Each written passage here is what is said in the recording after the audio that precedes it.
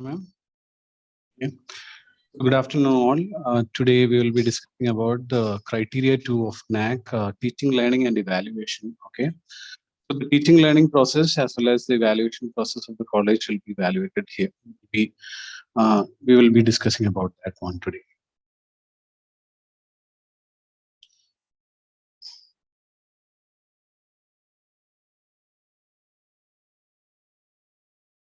So in this criteria, actually, if you look into, there are 7 sub-criteria are there.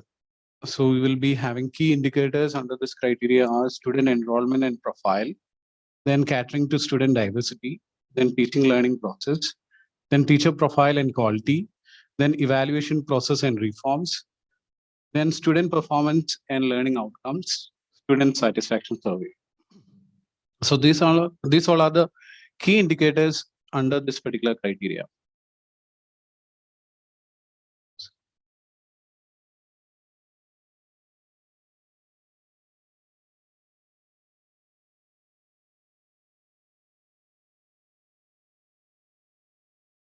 Before going to the topics, I just want to show you some of the useful links for you. The first thing is that we need to look onto the Naac manual. So I'll be taking you to the Naac manual. So we can get this Naac manual in Naac website under resources, publications, then Naac manuals. We'll be getting this Naac manuals, and in this one, it will be there for the revised manual for universities are there, revised manual for autonomous colleges are there, revised manual for affiliated and constituent colleges are there. So what you can do is that now when I'm going through this one, you can also go through the Naac website and you can download this revised manual, and you can check into these criteria when I was discussing. So I have taken from this manual, I have taken, and based on the manual, I'll be discussing. So you can also download this one and you can open this one and read along with this. And apart from that, you can get SOP, that is standard operating procedure for each criteria. That you can get in Naac website under apply online option under Naac. I'll show you where you will get this one.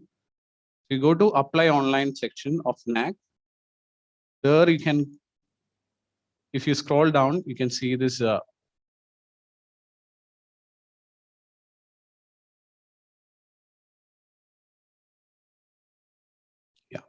SOP for DVV, revised manual for affiliated colleges. You can see there. From there, you can take the SOP standard operating procedure for Naac. Then you can get one more link. You can take is accreditation status that you can get from Naac website. From if you're going to Naac website,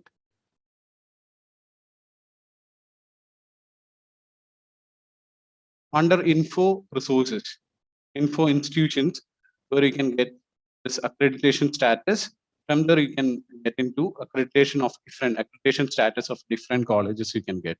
You will get a dashboard like this. In this one, you can select the institution type, whether it is college or university. Suppose if you're into a college, you can select college, and if your institution is a university, you can select university.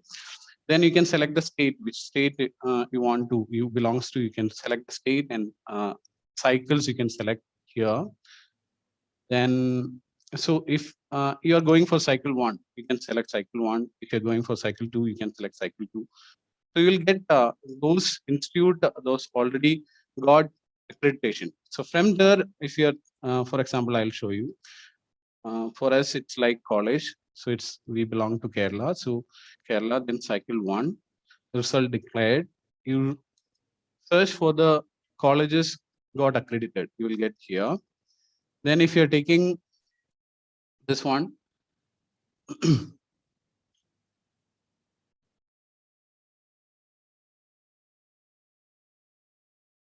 and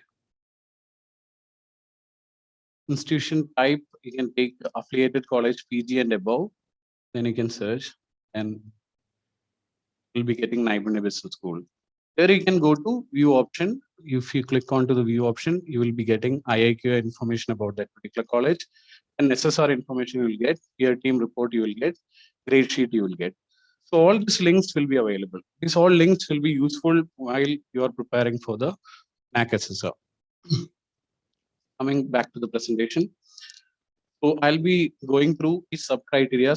First, I'll be talking about student enrollment and profile, then go to student diversity, catering to student diversity, then teaching learning process, teacher profile and quality, evaluation process and reforms, student performance and learning outcomes, and student satisfaction survey.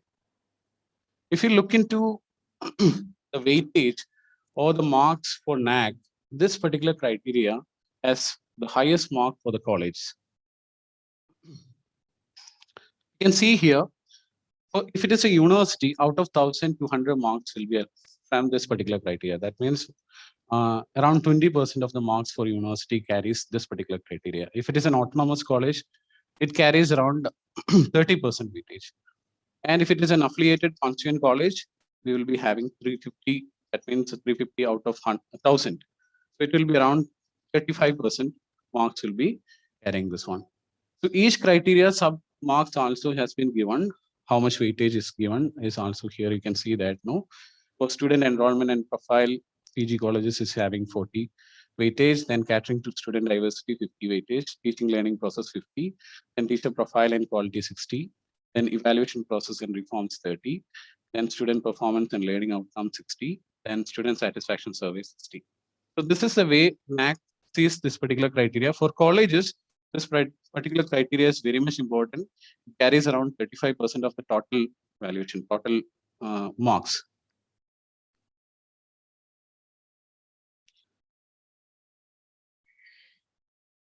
If you look into the student enrollment profile, so what Naac is looking for is average enrollment percentage for the last 5 years.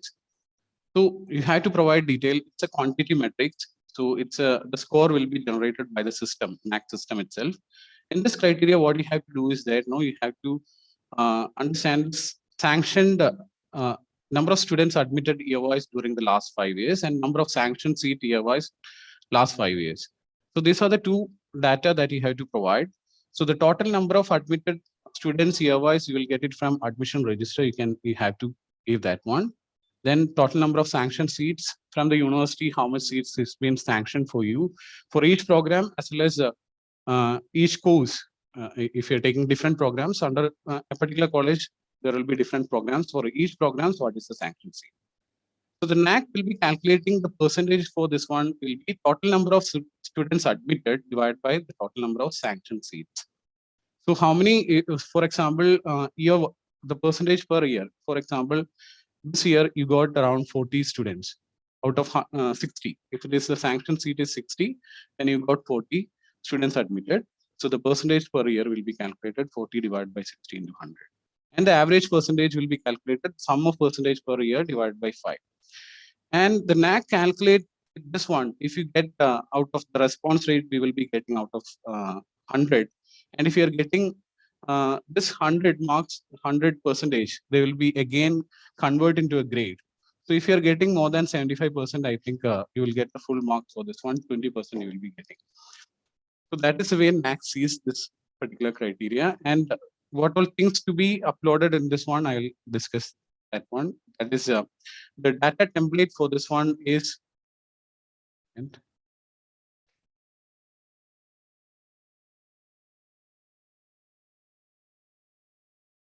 You have to give the program name. Suppose your institution is having different programs, like for example, PG, MHRMA sir, MBA sir, or PGDMA sir. You have to list down the program name and the program code you have to give. Program name means Master of Business Administration. For us, it's like MBA. So program name is Master of Business Administration, program code. Then the number of seats sanctioned. If it is 60, 60, then 120. If it is 120, 120, like that. Then the number of students admitted, you have to give. Each program wise, you have to upload. Then the criteria 2.1.2. Under this particular student enrollment and profile itself, there is two sub criteria. One is average enrollment percentage. Then second one is average percentage of seats filled against seats reserved for various categories, like scheduled caste, scheduled tribe, OBC, Divyangjan, etc. As applicable, according to the reservation policy of the government of India or this particular state. So the number of actual students admitted from the reserved category year-wise during the last 5 years, you have to provide this one. There is a data template which is given by the Naac itself. You have to give according to the data template. The data template is like this. You can see in the bottom 2.1.2, the average percentage of seats filled against seats reserved for various categories. You can see here the SC. So one side you can see number of seats earmarked for reserved category. Then other side, number of seats admitted from this reserved category. So SC, if it is, for example, out of 60, around 3% is allotted for this one. So it will be around 1.2. So you can take it like that. No, if it is 3% of 100, like 3 students. So SC 3 students, then ST, if it is 2 students, 2 students. So OBC is 8 students, 8 students. So like that, I have to give the number. So number in total, then general, if it is 50%, then it will be 50. If out of 100, 50, then you have to give the number 50. Then the number of students admitted from this reserve category, for example, if SC candidates, the maximum number is 3, and you are admitting, you have only 2 candidates for SC, you have to put 2 in that one. ST, if you have 2 seats reserved and you got only 1, then you have to enter 1. So year-wise, you have to give each year-wise, you have to give from the admission register. Looking into that one, you have to provide this data. But the Naac is considering altogether, even if it is SC is not there, OBC together, if you are having the reserve category, if you are filling up the total, they will be giving that marks because the calculation goes like that.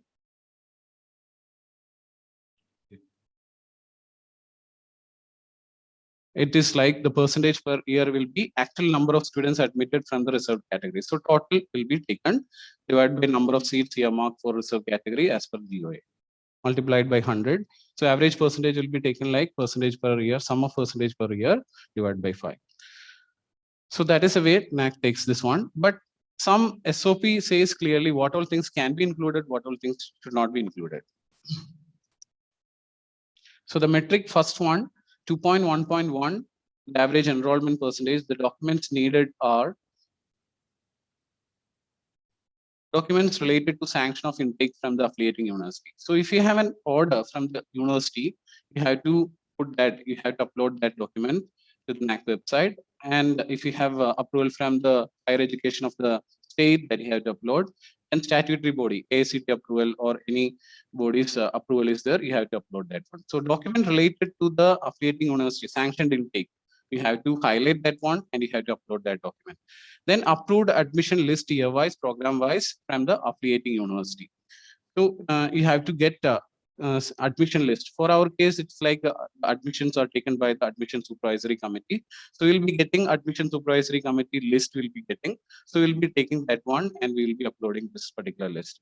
So whoever is taking care of the admission, so the approved admission list from the university or concerned authority have to upload.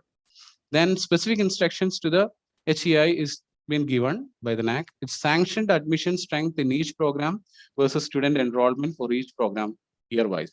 So you have to give program-wise, year-wise list has to be given. Sanctioned, suppose some institution may be increasing the sanctioned seat. No, 1 year you have 60 seats. Next year you have increased the sanctioned seat. According to that, you have to give. So that has to be updated. Then 2.1.2, the documents needed are copy of the letter issued by the state government or central government indicating reserved categories to be considered as per the state rule.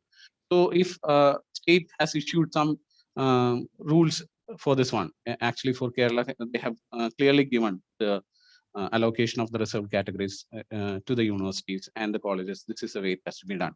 So that one we have to provide. If it is not in English, you have to convert it into English and you have to provide that in English. That's why they have mentioned like in English as applicable. So you have to provide the actual one and you have to convert. If it is not in English, you have to convert that one. Then the final admission indicating the category as published by HEI and signed by the principal. That means the director or the principal, whoever is responsible, has to put a signed and sealed and admission extract has to be uploaded. And the admission extract submitted to the state or OBC or SC/ST category. So here some institute will be submitting the data to the university or to the state higher education. So that extract has to be uploaded. Then specific instruction is like include only the reserved categories as specified by the state or central government orders for admission. So you have to follow that rule. You cannot follow any other college rule. Then only those seats filled against the quota should be counted here. For example, if it is for the total reserved category, you have around 12 seat earmarked for this one, and you have admitted around 15. You don't have to show that one. You can show only the 12 seats. That's it. Then candidates belonging to the reserved category who are admitted against the general merit category should be excluded. So in general merit category, if it says 50%, from that 50% also you have you have selected some students from the reserved category, and you are showing it as reserved category, that will not be considered. And exclude admission to supernumerary seats. If sometimes the university allowed some extra seats, in that case that has to be excluded. So these are the this will not be considered by the Naac, these things under this particular criteria. Coming to the second criteria. So first criteria is basically quantity metrics. Both are quantity metrics. I think all institution will have the data, and you cannot do anything on that one. Whatever is there, you have to give that. So you have to provide documents related to that one. You have to upload. Then catering to student diversity. There are two criteria, 2.2.1 and 2.2.2. 2.2.2 talks about the student teacher ratio. 2.2.1 talks about the advanced learners and slow learners. So the institution has to have an assessment mechanism to assess the learning level of students in order to identify the advanced learners as well as slow learners. And you have to give some programs for the advanced learners and slow learners. It is actually a qualitative matrix. So you have to provide the details in a description of 500 words. So what you have done or what you are doing for the advanced learners and slow learners, you have to provide in a description of less than 500 words. So this will be evaluated by the Naac team when they come to the college during the peer team visit. So that will be evaluated only on that time.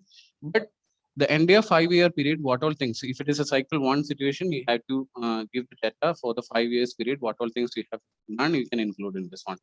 But for a cycle 2 and all, year-wise data you have to provide. Each year, what all things you have done, you have to give this one. And I'll show you what all things we have done. So what we have done here in our college, what we have done is that, first of all, we have assessed the level of students. So we need to have a mechanism to assess the students' learning level. So that is the first step. Then based on that one, we have to identify the students as categorized into advanced learners, and the students will be categorized into slow learners. Then only we can provide the programs for them. So the first process is assessing the learning level of students. Normally, we had 3 mechanisms. One is base course, and then we had internal assessment and performance tracking. I think most of the institute or all institute will have internal assessment mechanism. I think every institute will be having that. Base and performance tracking, these things. One here for us, like internal assessment, it's Calicut University is mentioned. This is required. These all things are mandatory. So apart from that, we have introduced something called BASE program, that is Bridging and Skill Enhancement Program, and Performance Tracking Program, because of our program, the type of the program.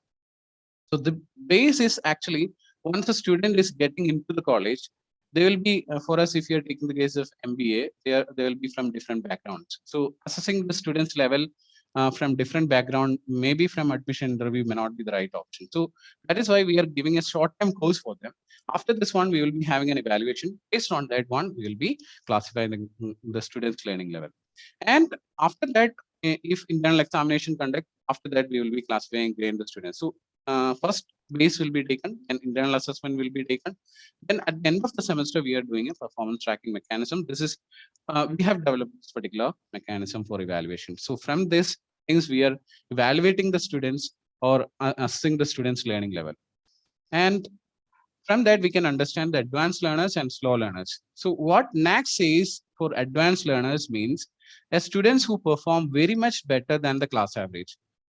So we need to take the class average, and it is not like above the class average. Rather than very much better than the class average. So you can go with like quartile thing. No, it's like the most performing 25% can be termed as advanced learners, or the least performing 25 students can be put into slow learners. Like that, you can do that. And the programs that we have provided to this advanced learners are like we encourage the most performing students to write articles in conference and present the papers in conferences. That is one of our activities. Then we arrange industry interaction programs. That is, we call experts from industry, and we provide lecture sessions as well as interactive sessions to the students for the advanced learners. Then we had academic enrichment program we have initiated in our college for those who are, we will call faculty from eminent colleges, eminent universities, and they will be providing some sessions on academic related latest development topics will be provided to these students. So they will be getting an idea about that one. Then we will allow the students to present during the union budget and the other state budget presentations.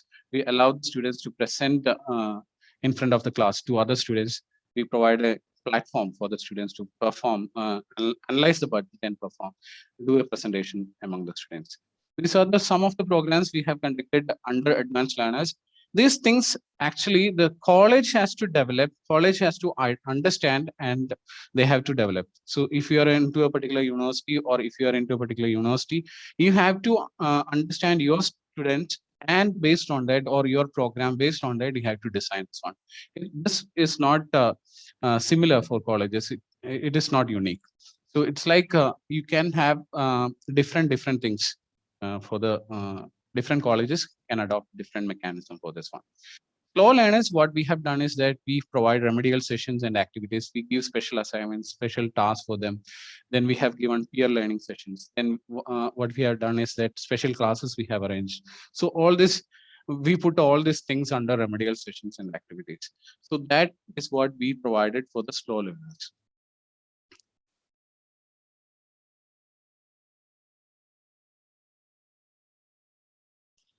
Coming to the criteria 2.2.2, that is student full-time teacher ratio. What you have to provide here is the data for the latest completed academic year. So you are going for this year. If suppose you are going for this year, you have to provide the data for 2021. Like those completed academic year, the data has to be provided.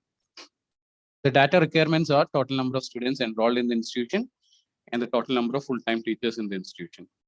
So number of full-time teachers you have to provide. So it's a data template is there. You have to fill in that one, and this is a quantity matrix, and it carries 20 marks. So if you have proper student teacher ratio, you'll be scoring full marks for this one. And SOP for this one is there. For each quantitative criteria, all quantitative criteria, there is an SOP provided by the Naac. And for this one also, there is a SOP, standard operating procedure for this one. The documents to be submitted is certified list of full-time teachers along with the departmental affiliation in the latest completed academic year. So that is what you have to give. You have to give a certified list of full-time teachers. Then list showing the number of students across all years in each of the programs in the latest completed academic year. Then here in this criteria, Naac is specifically mentioning a teacher employed for at least 90% of the normal or statutory number of hours of work will be considered as full-time teacher. Over a complete academic year is classified as a full-time teacher. So if you're appointing a particular faculty for a particular period, only for one particular subject, it should not be counted. So not to be included, part-time faculty should not be included, ad hoc faculty should not be included, visiting faculty not to be included. So you cannot include those faculty under this one. Even a particular faculty is taking only one subject also cannot be included as per Naac. So normally if you are having 10 hours for each faculty in a particular semester, then 9 hours a particular faculty has to be taken. So that is how those faculty will be considered as full-time teacher as per Naac. Then teaching learning process, that is the third criteria under this criteria 2. The first one under this one is 2.3.1 is talking about student-centric methods. Here, the Naac is looking for what are the experiential learning activities and participative learning programs and problem solving methodologies are used for enhancing the learning experience of the student. This is also a qualitative metrics. We have to provide a description of 500 words, less than 500 words. We have to provide a description for the colleges, those who are going for cycle one. You don't have to worry because all the 5 years data you can give it. What all things you have done under experiential learning, participative learning, you can provide this under this particular criteria. And we have to provide the information. You have to upload the brochures, activity list, or the documents you have to upload for this one. And if you have something related to that one in the website, you can provide link for that one also.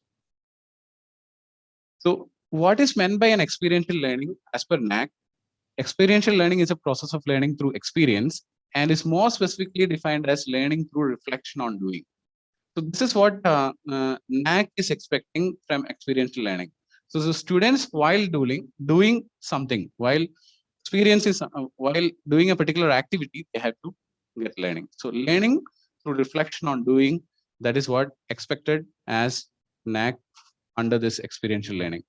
So what all things we have provided under this particular criteria for since we were into cycle one, what all things we have provided, we have put in that one. It's like industrial visit, outbound learning, library training. We are still in the process of improving this one. We are in the discussion.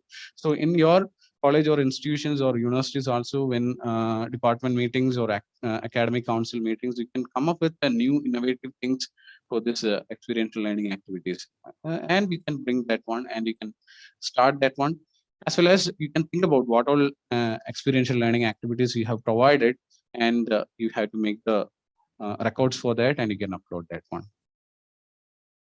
Then participative learning, according to Naac, it says that no, some of the approaches or methods which enable and empower people to share, analyze, and enhance their knowledge of their life and condition, and to plan, act, monitor, evaluate, and reflect.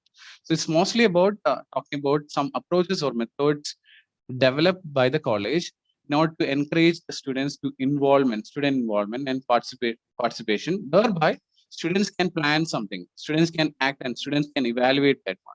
So that is what Naac is expecting from the participative learning and action. Some of the programs we arranged under participative learnings we have provided is like product launch, then brand tower. This will vary with the different colleges will have different methods and practices and approaches. And we have club activities. Then we had intra-college management fest, inter-college management fest. So it is not like not only subject-related knowledge, you will be getting knowledge related to event handling, event management, and all also.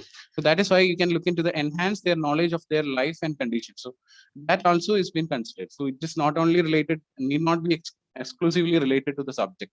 It can be more than that. Then problem-based learning, that is problem solving methodologies. So this what Naac is looking for, experience of solving an open-ended problem. So if you are giving a particular problem to the students, whether they will be able to solve that particular problem. So what all methodologies we have adopted here, we have taken is case analysis and discussions. We provide different cases to the students and to ask them to analyze the cases, and we will discuss that particular case in the class. Then we provide multiple choice questions in order to understand, test their conceptual knowledge as well as some problem related. So that is one thing. And group discussion and debates, we continuously organize in our classrooms, group discussion and debates. So these all are the some of the activities that we have provided under problem-based learning under Naac, under 2.3.1 student-centric methods. Then the next criteria under teaching learning process is 2.3.2. It talks about teachers use ICT-enabled tools for effective teaching learning process. This one also is a qualitative metrics. You have to write a description under maximum of 500 words.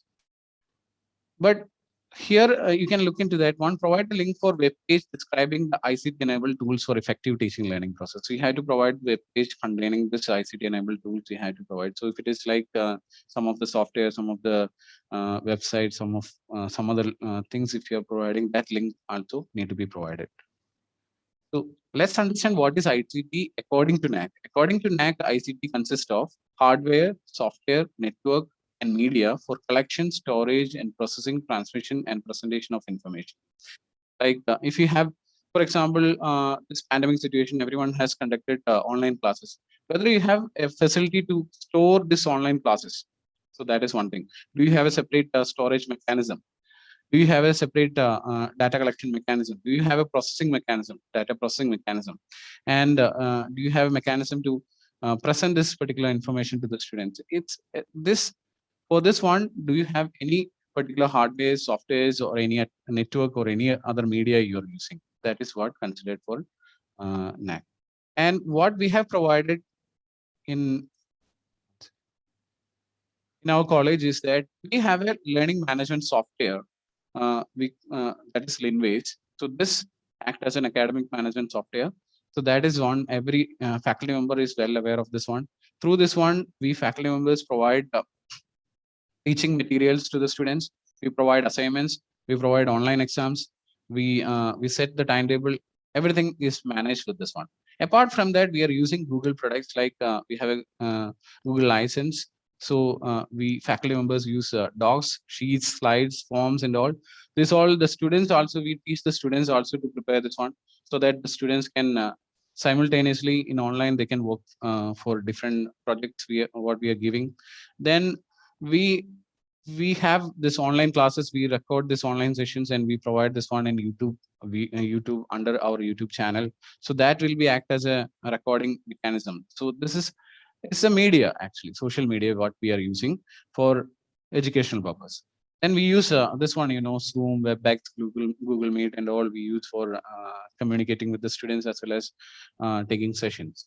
Then we have a mentor meet software for mentoring, effective mentoring the students. We have a software we have developed. Our own college has developed a software, so that also we are using. So all faculty members are equipped with this one. Actually, faculty members are well versed with this particular softwares and tools.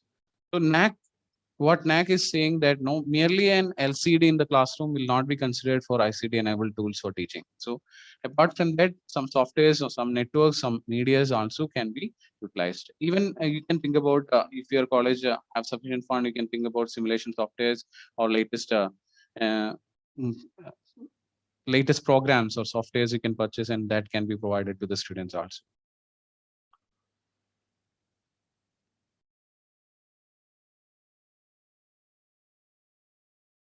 Next criteria under teaching learning process is 2.3.3 is ratio of mentor to students for academic and other related issues. Like the number of mentors, you have to provide the number of mentors and number of students assigned to each mentor. So here, what a full-time teacher will be only considered as a mentor. So the mentor-mentee ratio will be taken into consideration. What all things we have to upload is that no year-wise number of students enrolled for full-time teachers on board. Then circulars pertaining to assigning mentors to mentee. So every year or every semester, you have to put a circular in the notice board signed by the head of the department or to the principal, mentioning that mentor and mentee. So that has to be provided to the NAC. And the mentor-mentee ratio has to be provided. That means if there are 6 faculty members and 60 students, 10 students under each faculty for a particular batch has to be allotted. So maximum they were looking is 20 students per mentor is what expected by the NAC. So so you can look into that one. So if the mentor-mentee ratio is better, you'll get full marks for this one. The SOP is clearly given. The documents to be uploaded is copy of the circular pertaining to the details of vendor and their allotted mentees. So that circular copy you have to upload in the NAC website. Then approved vendor list announced by the HEI. So HEI, higher education institution who is approving the vendor list year-wise, that has to be signed by the principal and has to be uploaded. In addition, NAC is very much looking for this one. In mentoring process, not every student, some of the students will have some issues. So issues will be raised during the mentoring process, and you sometimes you might have resolved that particular issue. That particular data, if there are 60 students, maybe 2 or 3 students is having some issues, that issues raised and resolved in the mentor system has to be attached mentor wise. So each mentor wise something is there related to this one. You can you need to upload. For us, in our college, we have a mentoring software. So what we have done is that now we have provided the consolidated report of the mentor mate, and we have uploaded that one. So what happened in our college is that we were having paper-based mechanism that we didn't have a software till 2018, 2017 and all. Till that time, we had a procedure, paper-based mechanism, paper-based system we have followed. Then we converted into a software. Uh, After that, we have modified the software also. So all these processes, the related information, some documents from that one we have taken and we have uploaded that one. The specific instructions to HI is that only full-time teachers can be considered as mentors. So whatever the data you have given under 2.2 as the full-time teachers, they can only be the mentors. You cannot allow any ad hoc faculty as a mentor. You cannot give a part-time faculty as a mentor. So only full-time teachers can be considered as mentors. And Naac is expecting not a mere list of names, and names of mentors and mentees will not suffice for this metric. Even though it's a quantity matrix, if you're uploading only the mentor-mentee list, Naac will not give the points for that. That is why saying that no, you should have a mechanism. Mentoring mechanism should be there, and the mechanism has to be explained, and you have to provide some issues raised, and you don't have to give the complete detail. You can give a consolidated report or a sample report with hiding the student name. You don't have to provide the student name. You can hide that one. That is what we have done. Certain students' name we have hide because that is a confidential information. But we have uploaded that one. So samples have been uploaded.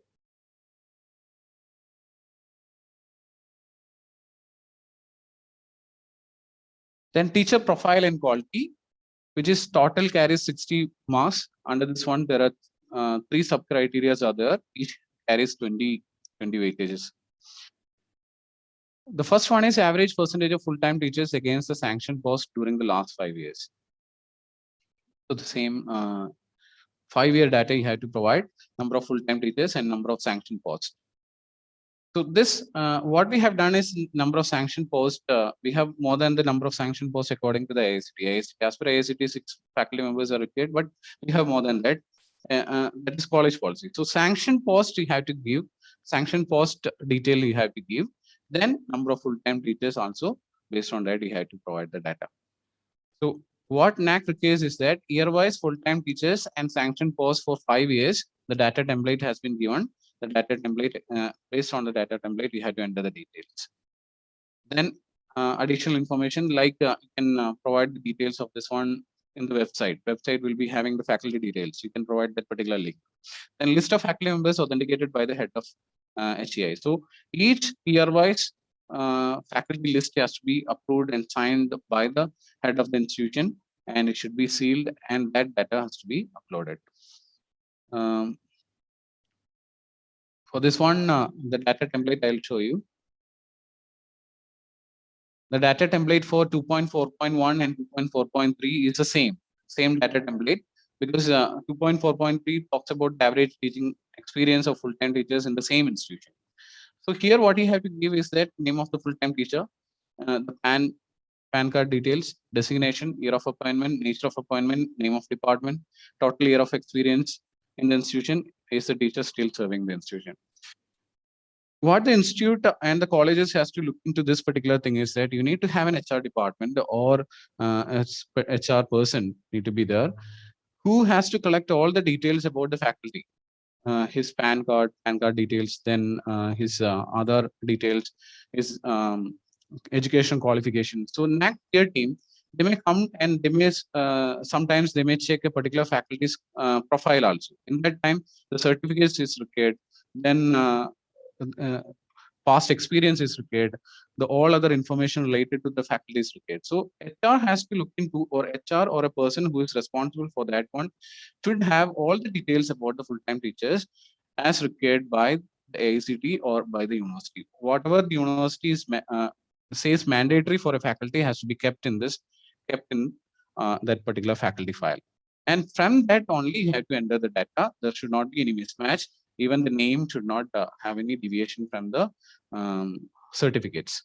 Then the PAN card details, you should not mismatch. These details should not be mismatched. That is what you have to take taken care of while you are uploading the data. Then 2.4.2 talks about the average percentage of full-time teachers with PhD, DM, MCH, DNB, super specialty, etc. This is applicable for health science or medical colleges and all other things. Super specialty, DNB, super specialty, and all comes there. And DLIT is applicable for language law. So we had to provide year-wise a number of teachers with the PhD. Suppose you are having in 2020-21, you have full-time teachers are 10 full-time teachers, out of which you have 5 teachers with PhD, we can give that 5 number. And the next year, if a particular faculty gets a PhD, and again it increased to 6. Like that, we have to enter year-wise the number of teachers with PhD or DLIT or the concerned qualification, higher qualification. So the data calculation, the person, how the Naac calculates the weightage for this one, percentage per year is like number of full-time teachers with this qualification, higher qualification divided by, that's PhD, with divided by number of full-time teachers. So number of full-time teachers act as a denominator here. So if you have complete full the whole teachers with PhD, you will be getting 100% for this one. If it is 50%, you will be getting 50% for this particular criteria. So it will be average percentage will be the percentage per year, sum of percentage per year divided by 5 will be calculated. Then comes the third criteria is third sub criteria under teacher profile and quality is average teaching experience of full-time teachers in the same institution. Initially, it was the teaching experience of the teachers, but now Naac has changed this one, the teaching experience in the same institution. So why they were talking about this one is to reduce the turnover. So you have to have this actually has to be taken care by the head of the institution or the principal or executive director of the college or institute has to take some measures to help the faculty with the organization. So here what you have to provide the data is that you have to the total experience of the full-time teachers you have to provide. But this data they are collecting from the 2.4.1 data template itself. Automatically they will be calculating. Once you are providing that data template, automatically the calculation will be done and the marks will be provided. So how the Naac calculates this particular matrix is like sum of total experience of full-time teachers in the same institution divided by number of full-time teachers. So you have to have a mechanism to retain the faculty members with your institution. So you that has to be taken care by the head of the institution. This is a data template for 2.4.1, 2.4.3, and 2.4.2.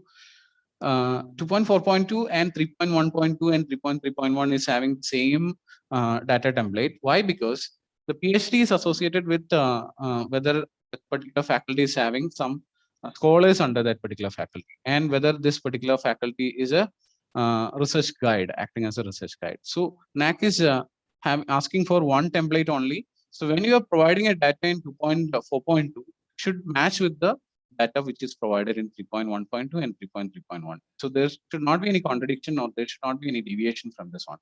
Immediately you will be getting a DVB for that. So you have to very careful in providing the data in 2.4.2. You have to look into 3.1.2 and 3.3.1 while you are providing the data under research criteria 3 research. You had when you are providing the data, you should check with 2.4.2. So this one includes like name of the full-time teacher, you have to qualification you have to provide, whether recognized as research guide, yes or no you have to give, year of recognition you have to provide, still serving in the institution you have to provide, name of the scholars you have to provide. If it is a research guide, and the name of the scholars have to be provided, and the year of registration of the scholar has to be provided, and the title of thesis of the scholar has to be provided. So we are doing this one. We had research guides in here. We have taken the title of this is title of from the scholars, and we have put this data. Like that, each college or university, you have to collect the thesis title of each scholar, and scholar details has to be kept in the college. You have to one thing what you have to taken care in this one. You have to have the PhD certificate mandatory for the HR department has to keep that one. Then university recognized as a research guide, that detail has to be there. Then research scholars detail under this one has to be there. All the details related to this one need to be filed in the department or in the college itself. So whenever the NAC asks for a particular scholar detail or a particular research guide detail, you need to provide that one, as well as when the peer team comes, you have to show that one. They may check this one.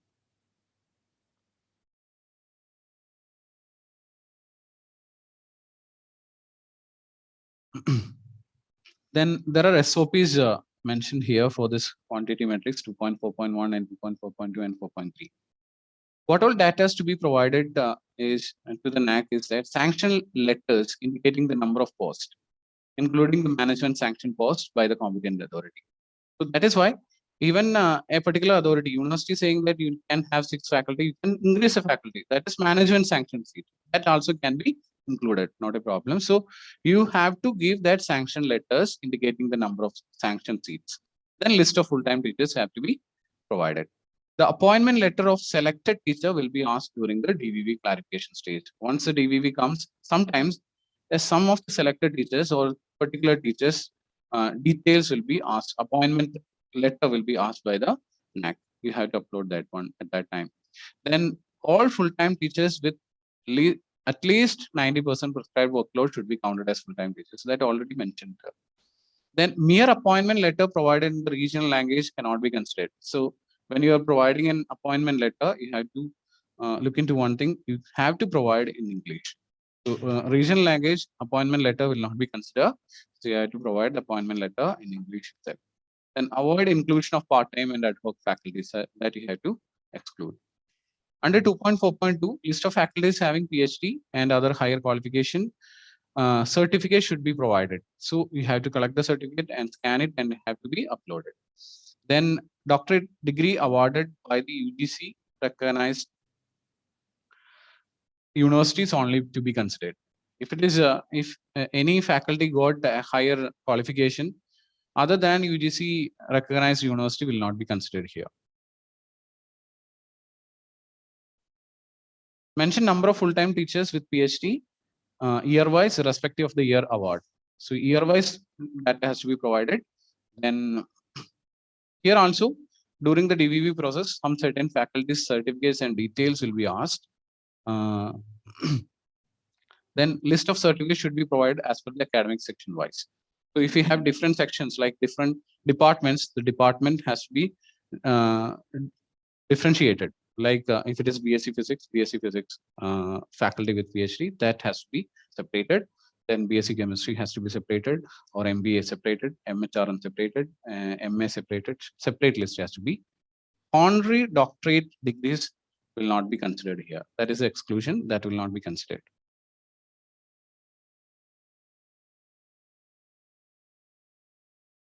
Two point 4.3 talks about the average teaching experience of full-time teachers in the same institution. Documents to be included are list of faculties along with the particulars of the appointment letter. Basically, the appointment letter, they will be asking for this one that you have to, based on the appointment number for that one. Then experience certificate or appointment order of selected faculty will be asked during the DVV clarification stage. I think the appointment order only will be asked because experience certificate, if still the faculty is continuing, may not be having that one. So the appointment order will be asked by the NAC. Previous work experience of the teacher in the institution not to be considered here. That is something like you had an experience, you work for your institution, and you resign from that organization, and after 2 years you join again, then it will not be considered. That is an exclusion. Then experience less than 1 year will not be considered. If a faculty is having less than 1 year, will not be considered. More than 1 year only will be considered.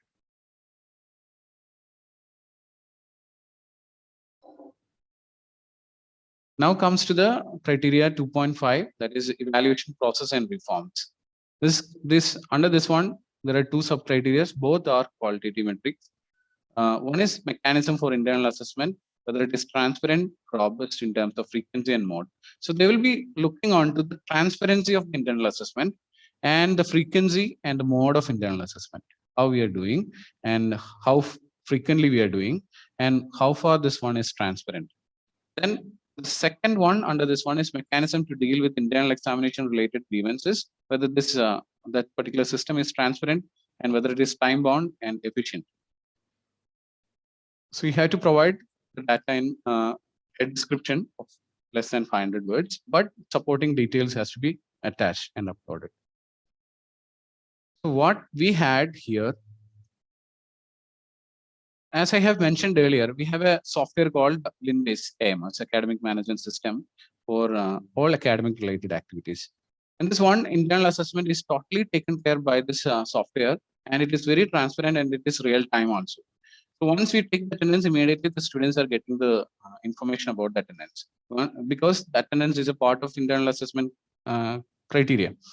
So the students, those who have concern for the attendance, they can raise the queries to the HOD or to the faculty concerned. So the HOD, the faculty, if it is found valid, they can change that one. And the assignments are provided through LinBase, then seminars or presentation through the software. Then the internal examination we will be conducting offline as well as online. We have conducted both. Online during pandemic situation, we have conducted online. This particular software helped in online examinations. The students can upload this one, upload the answer sheets and all. So that also the students will be getting after the evaluation. Immediately, the students will be getting the results. After the seminar is taken, once the faculty enters the mark, students is getting the information. Assignments, once the assignment is given and it is published, the students are getting. So beginning of each and every semester, we will be providing, once we start the course, we will be providing the assignments. We will be telling the seminars to be taken. The criteria will be shown. So even though this LinBase is a software which helps the faculty as well as the students to in transparency process, but we have a definite system for this one. We have clearly mentioned a particular system what to be followed. And for example, like attendance, if a particular student is scoring 90% and above, how much should be given marks? 85% and above, how much should be given? 75% and above, how much should be given? Like, we have a clear policy and clear mechanism for this one. And we are providing this particular information in their handbook. We are providing this particular information in their in the software, and we are providing this information through website also. So all these ways we are communicating that to the students, what is the internal assessment mechanism here. So the students are well known about the internal assessment mechanism first of all, and whenever an internal assessment criteria has been, what all like criteria they have to taken care, once the faculty upload, they are getting the information about that.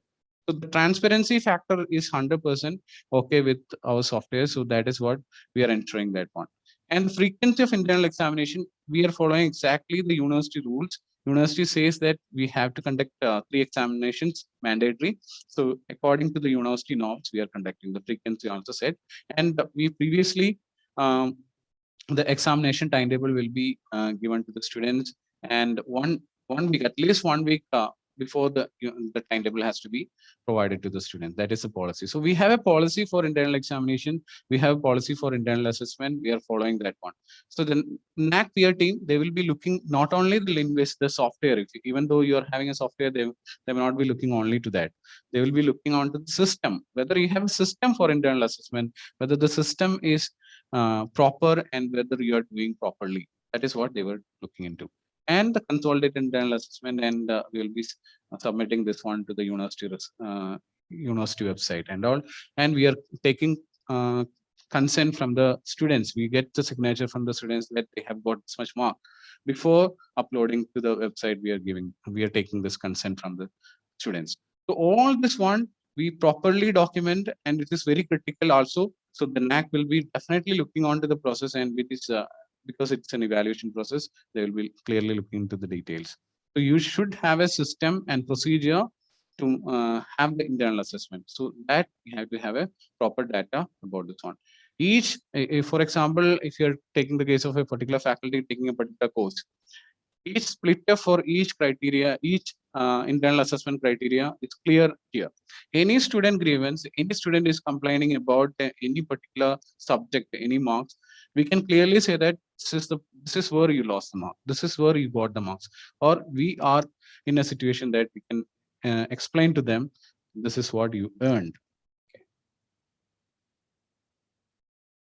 And this is the software that we have shown to the Naac team when they visited. So what happened in the Naac visit? During the Naac visit, they asked for the software, and they asked me to particularly take the website and enter into the website and take the particular subject and how you're doing. Everything they have checked. So they were looking into the details, how we are operating this one, how we are maintaining this one. Merely having a software and you are not up to date with this one, you will not get marks for it. Then the examination related grievance handling. We have a system like grievance can be raised by the students. Verbally, they can communicate. And we have a grievance redressal form, online form we have set that is there in the website. We have an under website, they can raise the grievance. Then Linways entry, like under Linways, they can raise the grievance. So these all are the three ways they can raise the grievance. The students can raise the grievances. And we are following a system which is provided by the university, a three level for a particular solution for a grievance. First, the students can approach the faculty. Then, if it is not solved, can go to the head of the department. If it is not solved, they have the provision to go to the Calcutta University. But we have explained to the Naac team that no, most of the concerns, most of the grievances we have solved in the faculty itself, and some of the grievances which has gone to the HOD level, also HOD has taken actions and corrected that one. So that is how we have explained to the Naac team, and we have provided the details for that. We have documented that one, and we have provided the details for that. So sometimes you may think that no, what kind of grievances can come there? Even you are conducting an internal examination, and after that internal examination, you give the marks. Some students come to you and they will say, "Sir, I expected a little more marks for this particular answer," and so that is also a grievance. So you have to consider the grievance need not be a big thing. As a grievance related to this one, internal assessment means an internal examination, a small thing also a grievance. Attendance. If you didn't give, a particular student was late and 5 minutes late, you didn't give that. That also can be a grievance. You can say that, no? So grievances can be, need not be a big thing. But how you're handling even the small grievances also, you can explain how well you're handling the small grievances also. This is the form, online form, examination grievances redressal form sample. And coming to 2.6, the criteria, student performance and learning outcomes. So here we are mostly talks about the course outcome, program outcome, and program specific outcomes. For us, we don't have program specific outcomes because we have only one program is running here. But an institution or a college is having different courses like BSc Physics, BSc Chemistry, BSc Maths. They will have program specific outcomes. The program outcomes is like a particular program for BSc. That is a particular program. A BSc Physics is a program specific. So each program you need to develop a program outcome, as well as each program specific, like BSc Physics, you need to have a program specific outcomes. Then for under this one, if you have 20 courses, 25 courses, you have to have a course outcome also. So the first thing in Naac asks for this one is the program outcomes and course outcomes, whether you have set that one and whether you have provided the information to the students. These are the program outcome and these are the course outcomes.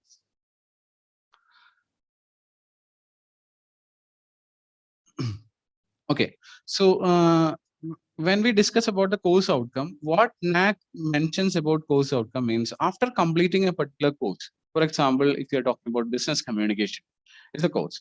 After completing business communication course, what the student is able to do or what the student is capable of, what is the capability of the student after completing that particular course? That is what mentioned about the course outcome. For example, business communication means you teach that particular course. After that, the students will be able to communicate properly, verbally and written.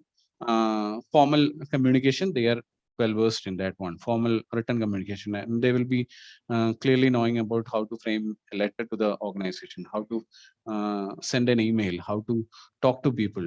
Yeah, so these all things you can write on as the course outcomes. So after completing a particular course, that means a particular subject, what the students are able to do, what the students' capabilities. That is what mentioned by the course outcomes. So, like that, program outcome means at the end of the program, what the students are able to do. For example, if you're talking about the management MBA, after the completion of this MBA program, the students, what is the capability of the student? What the students are able to do? Whether the students are able to work as a manager in an organization, they will have the capability to administrate an organization. So that all you can write, or you can take the program outcomes from the AICT website also. For MBA courses, you will be getting that one. Some sample you will be getting. Then you can refer to the Naac website also. You can refer to the program outcomes. Program outcomes you can refer. And what Naac says about the course outcome is, if it is 2 credit to 4 credit, they were expecting around 6 plus or minus 2 course outcomes. That means minimum 4 course outcomes need to be there for a 2 credit course. Minimum 4 course outcomes and maximum 8 course outcomes. So you have to have in between this one. If it is a, the credit of the course is 2 to 4. So that is a, they also specifically says that minimum 4 course outcomes and maximum 8 course outcomes has to be there. And the course outcome attainment also, it's like each course can have separate outcome measurement also, that we will discuss later. And how we have provided this program and course outcomes. How you can frame this program and course outcomes in the academic council or board of council, or in your department meeting, you come up with, you can either take a top-down approach or a bottom-up approach. It comes in both way. So you can use both this one. You ask the faculty members to come up with this course outcomes, and they will be submitting this one, and that can be put in a department meeting and verified, and can be taken into academic council and verify again, and taken to board of council and finalize that one and approve that one, and you can set that course outcomes. And program outcome you can discuss in a academic council, then you can put into board of council and approve that one, and you can set as a program outcome. And how you can design the program outcome, there can be different program outcome, but the program outcome you can match with your vision and mission. You can associate with one, you can look into the vision and mission of the organization. Based on that one, you can modify the program outcome. So that is set by the organization. So program and course outcome, once you decide and set, finalized, you have to put in your website, as well as you have to provide in what all mechanism you can give information to the faculty members as well as to the students. So the communication related to the program outcome and course outcome to be provided to the faculty as well as to the students. So we have a mechanism, communication mechanism. We have provided the CO and PO in website as well as in Linways, as well as before starting of the class, we will be discussing about the CO and PO in the classroom. Before the introduction of the program, the director or the executive director or the principal will be explained this program outcome, what is expected after completion of MBA will be explained to the students during the inaugural ceremony of the program.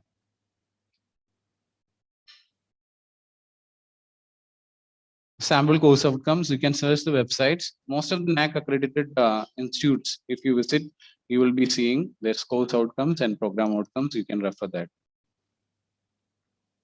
Second one under this criteria is 2.6.2, attainment of program outcome and course outcome are evaluated by the institution. This one, different colleges or different institutions have different mechanisms, because course outcomes are different, program outcomes are different, and therefore definitely the outcome attainment measurement also will be different for different institutions. But you can adopt the better practices, best practices of other institutions. You can look into how they are doing, that you will be getting from Naac website. You go to the SSR and you go to other college website, you will be getting how they are doing that one also. And this attainment of course outcomes also, you need to sit in your department meeting, and you have to sit in academic council, you have to discuss and fine tune, and you have to come up with this one. So what Naac talks about the attainment of course outcome means, COs are to be attained by all students at the end of the formal course. So we have to evaluate the course outcome of each student at the end of the course. So this is responsibility of the faculty who is taking that particular course. That faculty has to calculate the course outcome of each and every students at the end of that particular course. While the method of computation of attainment of CO is not unique, if faculty members can, different faculty members can have different, or you can standardize this one also. That depends on the institution. And each institution has to follow a well-defined direct method of computing CO attainment based on the student performance in all assessment instruments. So what all assessment instruments you are using, learning level assessment, pardon? Hello? What all learning level assessment instruments you are using in your institution? Through a direct mechanism, direct method, you can compute this one. You can compute the CO as well as indirect method. That means at the end of the course, you can conduct an exit survey. From that, you can calculate the uh, course outcome. So course outcome attainment can be measured by combining the direct method, that is from the internal assessment or other assessment instruments. You can take that one, as well as you can conduct the course survey. How far this particular course is useful, how far you can apply this particular concepts in real life. Those kind of questions, based on that one also, you can take attainment level of COs. So that is what Naac mentions about the attainment of course outcomes. What we have done is like the program outcome measurement method for us is that we have taken direct attainment from internal, that is from course outcome, we have taken 30%. Then university pass percentage, we have taken 60%. Then indirect attainment from survey. After the program, we conducted a survey, 10% has been taken from that. So that is how we have calculated the PO. Then the course outcome measurement mechanism here, what we followed is that we analyze the COs and each faculty members define the measures and weightages. Then we have collected the qualitative and quantitative data. That means direct method and indirect method. Then analyzes the collected data, and we will measure the performance of the students. And based on that, if any corrective action has to be taken, we will be taking that corrective action, and we will be calculating the overall course outcome. Each course outcome for each students also will be calculated, and overall together the overall course outcome for each course will be calculated, and this overall course outcome we will be matching with the program outcome. So that is the way we have done. But this is the CO and PO, setting up CO and PO as well as the measurement of CO and PO. It's purely institution wise. You have to define a mechanism, you have to come up with the mechanism how to do this one. We cannot adopt simply any organization's things you cannot adopt. You have to have, you can look into different mechanism, but different methods and procedures, but you faculty members should sit together and you have to come up with the mechanism by your own. The last criteria under this one is 2.6.3, that is average percentage of students during the last pass percentage of students during the last 5 years.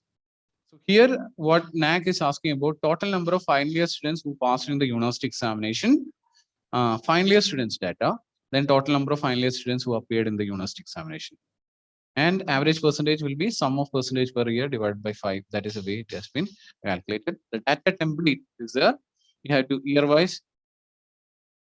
The program code has to be given, program name, number of students appeared in the final year examination, you have to give. If it is number of students appeared 60, here what you can look into is that if your sanction post is 60 and you admitted students is 60 itself, but at the end of the year, final year, you had only 52 or 50 students. You need to take only 50 students those appeared for the final year exam, only need to be taken here. So the 50 students, then out of that, how many students have passed in that final year exam? So you can give that particular data. Here, what all documents is required? Result sheet published by the affiliating university, attested by the principal. Most of the university, I think, will be provide the result in a website. So that result you can consolidate and the principal can sign, and on that you can upload. Then certified report from the COE, Controller of Examination of the affiliating university, indicating the pass percentage of students of the final year eligible for degree or program wise or year wise. This is what Naac is expecting. Some universities finding it difficult to get this one, but at least the first one is okay. The website will be providing the result, will be published, and the principal can sign that, and that can be uploaded. And if you're getting the certified report from the Controller of Examination, that also has to be uploaded. Only final year students' data will be considered for the 5 years of assessment period.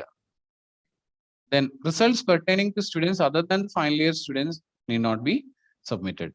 So you don't have to give the data about the first year students or second semester students results came. You don't have to provide. It will not be considered. Then the last criteria, that is 2.7.1, that is online student satisfaction survey regarding teaching learning process. This particular survey will be conducted by the Naac itself. For that, you need to provide some information to the Naac. That information should be in a format. That is, there is a data template for that. The name of the students, you need to provide the gender, category, state, then nationality, then email ID of the student, mandatory, then program name, then student enrollment ID, mobile number, year of joining. So you have to provide every student's personal email ID and the personal mobile number. You cannot manipulate this one. Why? Because Naac will be selecting around 10% or 20% of the total number of students they will be taking, and they will be sending questionnaires to them. So if the students are not responding, your score will come down here. So you have to provide the valid email ID and mobile number. Some of the students may be having multiple email ID and they may not be looking into that also. Some students may have more than 1-2 mobile numbers. So you have to provide a mobile number and email ID that they are using frequently. And once it has been done, once the Naac starts this online survey, you will be getting an information. This much student is have given data, provided data. So then you have to communicate to the students. You have to go to the class and tell that you check the mail and you check the mobile number, whether you got the questionnaire, and you tell them to submit the data. So you have to ensure that 100% of the students, those who got the form, has to be submitted. Then only you will be getting maximum marks. And you can even need to counsel the students that know the importance of Naac, why it is important for them, and all need to be convinced students. Students may not know the importance of the Naac, so sometimes they may take it casually. So you have to inform, you have to guide them what is important and all. So then you will be getting maximum marks for student satisfaction. And student satisfaction survey for the first cycle, it will be conducted during the SSR submission. The Naac will be doing. Otherwise, if you're during the after accreditation every year, the college has to do a survey. Satisfaction survey has to be conducted by the college every year. And I'll be taking you to the satisfaction survey question. There will be, I hope you can see the survey questions that is provided in the Naac. There will be 20 questions will be there, 20 MCQ type questions, choice type questions will be there, and one descriptive question will be there. So you can look into this one also. So you'll get an understanding what is Naac expects from the teaching. Okay. So as well as the students are going to answer based on this one. So if you are taking the case of the first question, well, how much of the syllabus was covered in the class? So you have to ensure the head of the institution as well as the HOD, head of the departments, has to ensure that all teachers complete the syllabus. Syllabus completion, you have to ensure. Second thing, how well did the teachers prepare for the class? So you, in between, the academic coordinator or the head of the department can talk to the faculty that they have to prepare before going to the class. So this, based on this one, the students will be evaluating and give the rating for this for the college. So these questions you can go through that one. The faculty members as well as the head of the institution can go through the questions, and based on that, you can change the curriculum. Means change the teaching process. And the Naac is asking a descriptive question. The last one also you can look into that. Give 3 observation or suggestions to improve the overall teaching learning experience in your institution. So the importance of this one is like this: the Naac peer team gets this particular information. Okay, so the Naac peer team, from this particular information, from this angle, they will be evaluating the college also. So they will be looking onto what all suggestion the students have given. Students have provision to give suggestions and areas for improvement. So they will be getting this particular data and they will be analyzing based on this one. They can get a picture what is happening in the college. Yeah. During PTV also they may raise the same. Yeah, during PTV also they will be raising these questions, so be prepared for that. So as yesterday also I mentioned that students are the most important, most important people, especially, sorry. Students are the most important stakeholders as far as your college is concerned. So it is important that you need to get your students in confidence. Otherwise, you will have a tough time. One, getting marks during a survey, and the second time you have to prepare them for a peer team visit also. They will also ask questions because they are getting this data. So you cannot give conflicting data. It should be a true data. That is what you have to share. You have to teach. Sometimes you may have to train them, teach them, coach them also. Depends upon the students that you have, the quality of students that you have. Yes, over to you, Niju. Right, sir. Right. Because it carries, you look at this one, the weightage for this 160 is the weightage. And for all Naac, if you read the manual also, Naac expect from college is that the student satisfaction. So from a college perspective, if it is a university, they have different, they will be having more focus or research and all. For a college or an affiliated college, they will be mostly looking for the teaching learning process and mostly into student satisfaction and students, what students are getting. So that is what more important. So you have to take care of the students, yes. Their needs you have to understand.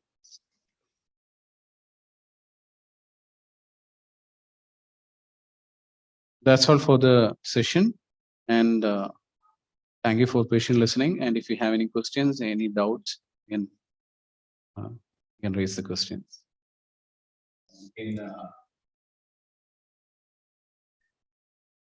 Once again, my colleague Nijo Varghese has gone very elaborately, like morning session also, what Dr. Sabo Varghese has done. Dr. Nijo also has gone very elaborately. As I have told you in the last session also, I was telling you that we have never get such a sort of training, but we had to study that, and we studied it, and then we are actually sharing it to you, our experiences, how we have made up this format. So one advantage is, like, when faculty members start reading this, they get to learn about how to fill up this data. In fact, Nijo sir was taking care of criteria 2 for almost 3 years, 3 to 4 years, I believe. 3 to 4 years, and he has been handling the examinations also. So he is thorough about that, right from the university syllabus, regulations onwards, to the UGC circulars and examinations. So everything right now, you would find that is actually tuned according to the Naac style. So whatever he has shown, that he follows that, because otherwise you cannot have that material to show them. So during Naac PTV, they will come and ask you to open your railways. And we had to open it, and we had to show them. And all the attendance, everything was a pakka. They will ask you whether you have got videos. Yes, videos material is there. What is your learning? What is your internal structure? That is also there. So everything was pakka. Otherwise, maybe you can fill up something, but in the PTV you will get caught. So you have to be, if you are pakka, there is no problem. Even before student also, we are actually very transparent. In fact, he was mentioning that during internal examinations, before we upload the marks, we get it signed by the students. Students have to sign that, and that they are accepting these marks. So we do that. Yeah, contract teachers. Can we consider contract teachers as full-time teachers? No, sir. Only you have to have an appointment order. That is important. No other options. You need to have an appointment order which is released by the management, without which it will not be considered. Can we include supernumerary seats in sanctioned seats? I'm not very sure about sanctioned seats is basically given by the affiliating university. How they every year in Kerala, it's like every year for us, we have to get this affiliation. During that time, they would tell us, how many seats that is being there, because otherwise, usually for MBA program, we get 60 seats. Now, if we want to get an increment, we can give an application to AICT as well as university. Once AICT approves, we can approach the university and we can ask for an increment. But that increment will come as an order. So that definitely has to come from the university. You have to give that document also across. And I think this supernumerary seats act as a denominator for this Naac calculation. So if the number increases, So you need to focus about the admission also, right? So it's numerary seats you got, for example, like 6 seats you got extra, and if you are not able to fill up 6 seats extra, then your marks will come down, right? It's always better you actual sanction you can mention, and whatever is admitted full time that you can give. That's what I think.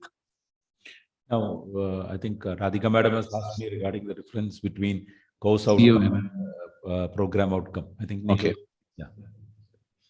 The course outcome means after completing a particular course and program, you have to identify the difference. What course meant by the Naac means it's a subject. Okay, and the program means if, for example, MBA is considered to be a program. BSc is considered to be a program. BA is considered to be a program. MA is considered to be a program. That is why the program includes a lot of courses, means a defined number of courses. So a program may have around 28 subjects or 28 courses will be there. So that is what the difference between program and a course. So the course outcome means after completing a particular subject or the course here means a subject. You're taking a particular subject like business communication, or you're taking a subject like quantum mechanics, or you're taking a subject like in computer science, you're taking a particular topic, Excel or something. That particular course or subject, after completing that particular subject, what the students can do, what the students' capability, or what all things students will be able to do, what is the outcome of that particular course. That is what outcome means here. uh, what students will be able to do, that is what course outcome. Program outcome means like that different courses a particular student doing and completing a particular program. After successfully completing a particular program like MBA or BA, or BSc or MA, what the students can do. So that will be different for an MA student. She or he will be able to do certain things which cannot be done by an MBA.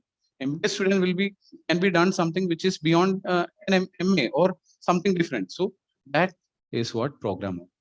So program outcome means completing a particular program, MBA or BA or BSc. After that, what the students will be able to do is talk about the program outcome.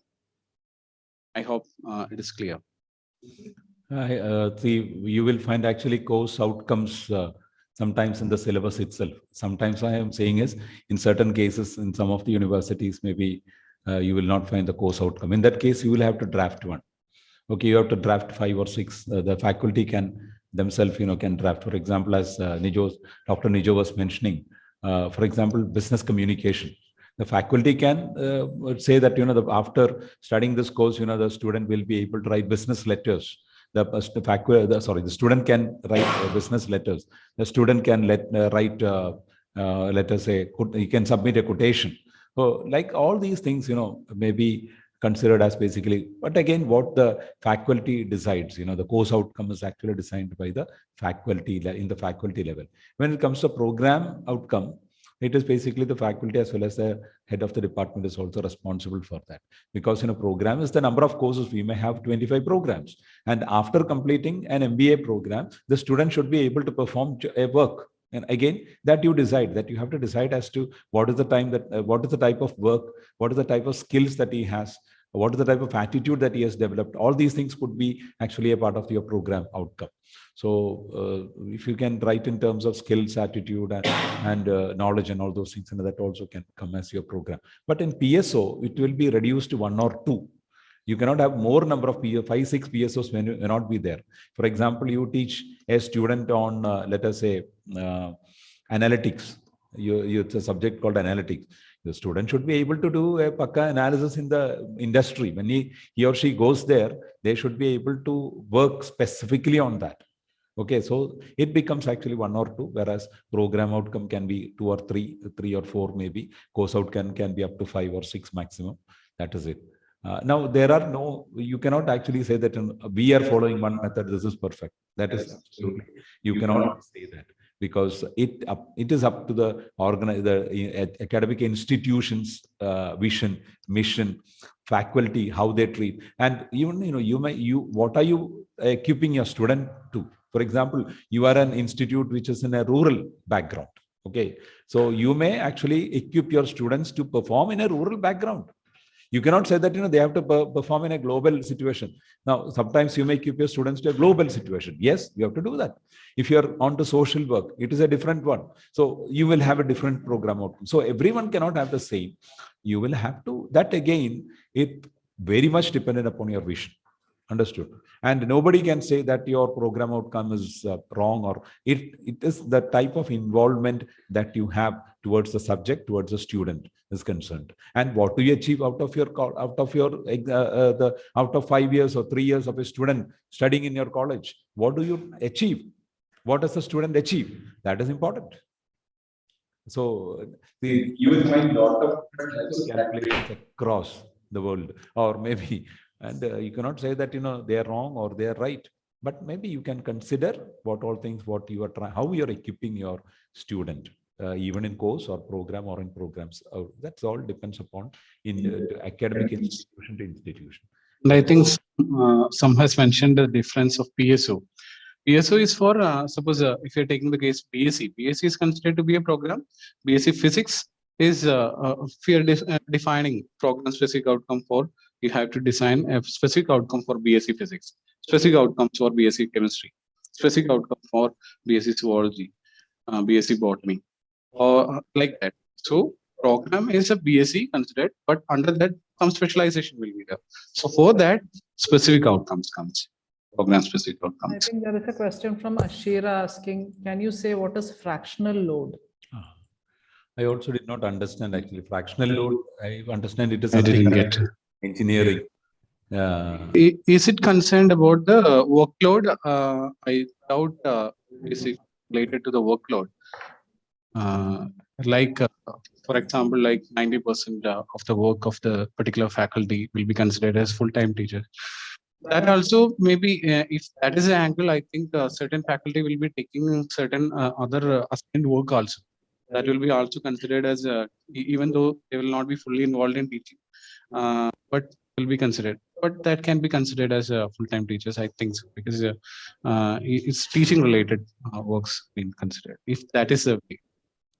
And there is another question from Anita ma'am saying that if program outcome, program specific outcome and course outcome is given by the university, will that be enough? Should we frame separately? That is what Sir was telling. You can look into different universities' program outcomes and program specific outcomes and CEOs. No, but I think she is asking whether that is the university to which our that is our institution is affiliated, whether they are providing these outcomes, whether we can adapt that.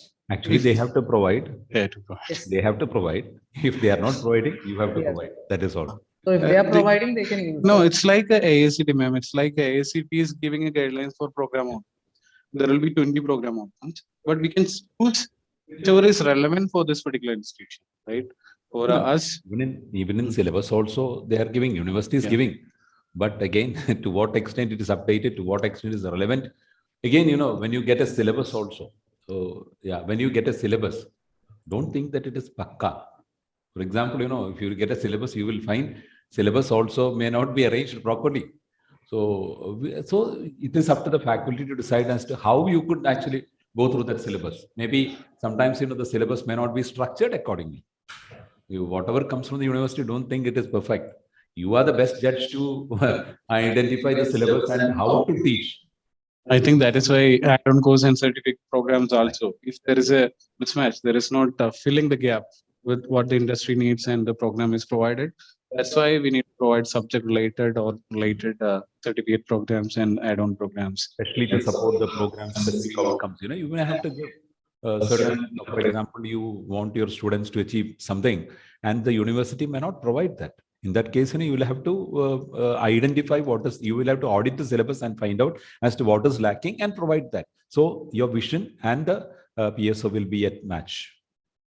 Another question is like faculty who have done PhD from non-UGC recognized university. How can it be non-UGC? PhD cannot be from either it should be from universities abroad. In India, whether you are done in a private or where government or whichever, it is all under UGC. Without UGC, there cannot be a PhD program. Equivalency, if you're getting an equivalency is okay, fine, right? If it's a foreign degree, you can have to get an equivalency. Otherwise, in India, all universities will come under UGC. UGC.